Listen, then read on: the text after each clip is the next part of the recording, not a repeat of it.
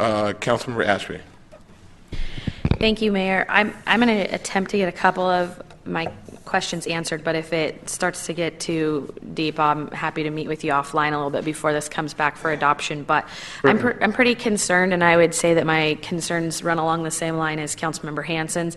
It feels to me, and I know we've sort of known that this was coming, but I think we need to have a larger conversation about START and 4th R, because what I notice is a lot of times here, people talk about 4th R and START as if they are the only after-school programs that exist on these campuses, and what they really need to understand is some of what you explained today, that we're actually applying in some instances to be a provider, which means if we pulled out, others would be the provider. And at least as long as I've been here, there have not been instances where we left families high and dry. We finished out years, we put money towards districts like District 6, and then other groups took over and came in. And one of the problems I have seen in looking at this is that there are other programs that are free to the families.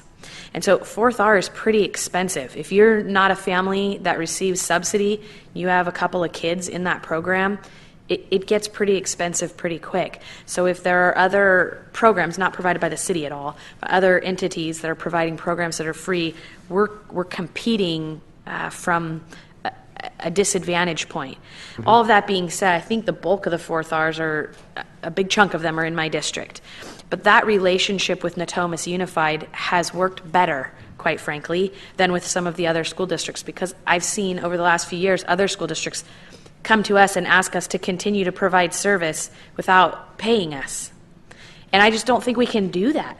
I think if that's the model for after-school programs, then we have to get out of that business.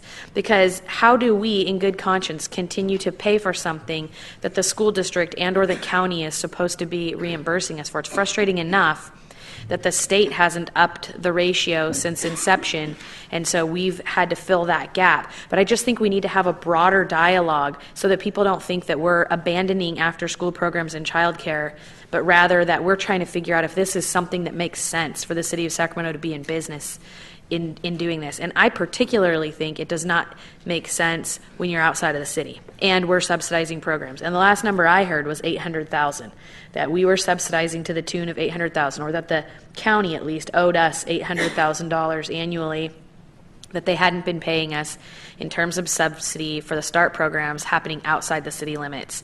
I would think taxpayers would be outraged by that. We just raised Measure U funds. We're trying to, you asked about how to get more kids jobs. There's $800,000 worth of jobs. I can tell you went through your volunteer hours. I don't know how many of them are mine out of the district. I'd be willing to bet it's a darn lot, really a lot. And I know that I double pay for L&L crews out of Natomas specific funds. So I know I'm doubling up on how many kids are getting hired, and everybody up here is asking about how they can get more funding to do some of those things that are happening in Natomas. 400 youth doing volunteer hours, and these crews out there giving it their all and getting awards and winning statewide programs. You can't do it when you're bleeding out $800,000 that the county should have been paying to us. So I just want to make sure that we're having a conversation that takes the lid off of this moving forward and allows us, because I think some of the line of questioning that Councilmember Hansen was presenting is extremely important moving forward. We have to make better decisions on these things. Of course, we all want after-school programs. We all want to make sure there's childcare. Nobody wants to leave any family in the county or out of the county high and dry. So we're not pulling out of anything mid-year. We're not going to do anything like that. Of course, we would never do that. But we also can't be in a business that we shouldn't be in if it's costing us in other areas. It's just frustrating to watch you give two halves of a report, where one half is really desperate for funding and the other half we've been subsidizing, and you're even presenting subsidies again this year for those programs that we're voluntarily going into knowing we're going to have to subsidize them partway through the year, when there are other private entities or other nonprofits or other lower cost solutions for folks.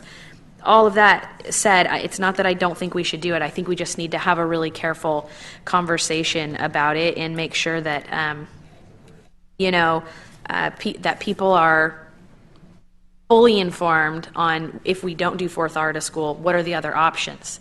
Because I know everybody up here is going to say, I don't want my school to not have an after-school program. But Often that's not the case. I mean, we have pulled out of 4th R in the past in other schools, and just another program has come in, whether that's Target Excellence or ACEs or whatever it is, but there's programs all over Sacramento that are subsidizing in. And it looks like, I think last year, you said there were 30,000 volunteer hours. It looks like just under 9,000 of those hours came through that guy right there sitting behind Shannon, the Parks Department in Natomas with youth. So that's roughly a little under a third of your volunteer hours came out of one district. That's what you can do with a very small amount of money, working with a whole lot of kids and a parks crew that's willing to take it on.